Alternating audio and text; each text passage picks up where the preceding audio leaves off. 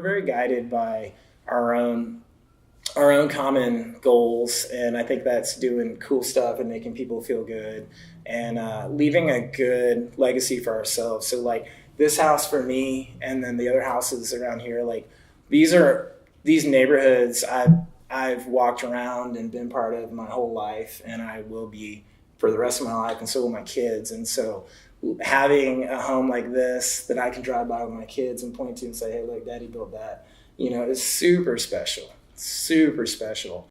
It's the 11th year of the Modern Home Tour in Austin, and being a hometown guy, we're thrilled to have you on the tour, given that you're making your mark the way you are throughout the city, especially on the east side. And we were talking a little bit earlier, and why don't you tell us a little bit about this particular property and what you've created here, and why? Absolutely. Well, thank you for having me on the tour, by the way. And this is my 11th year in business, so maybe it's kind of fitting that it's 11th year of your tour. This particular project is a very special project to me. This is kind of the first big, awesome, splashy project that I feel like I landed. And I knew the moment I landed it that this was going to be a special project and that it was going to garner lots of attention. So the clients were from out of town, folks from Colorado, and this was a mother and a son, and the mother had gone to the University of Texas and really loved the Austin area. The son loved the Austin area too. The husband was no longer around. He was a doctor who passed some time ago.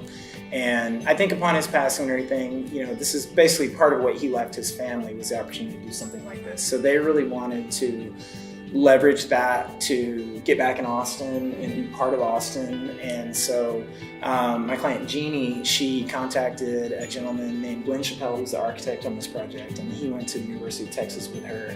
And she basically called up her old college buddy and said, hey, I want to build a house, and we want to do something really fun. And the reality is they did want to do something with Airbnb and that sort of thing, which I know is super popular right now. And I think some people have a good taste in their mouth about it, some people have a bad taste, and some people are kind of indifferent. So I think knowing that going into it, that was a real life variable to take in and consider. And also just how the neighborhood was gonna take to the home in the situation. So one thing that stood out to me immediately was that these people were not just in it to try to make a quick buck off of Austin, Texas. They really sincerely cared about the mark that they were leaving and the architecture they were leaving. And I don't even think they really understood the opportunity that they had to introduce how this neighborhood can be laid out for the future. This Holly Street 35 entrance is essentially the entrance to East Austin. What you see is some good and some bad with how that transitions. And I think that we wanted to feel like we were on the good side of that.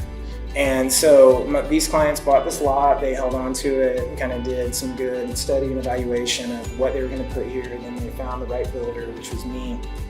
And I was fortunate enough to get it. I'm a hometown guy that went to high school like probably 5 minutes from here. And who should be building houses in Austin, Texas? I should. And the end goal is to make people feel good and special and happy and peaceful in these homes.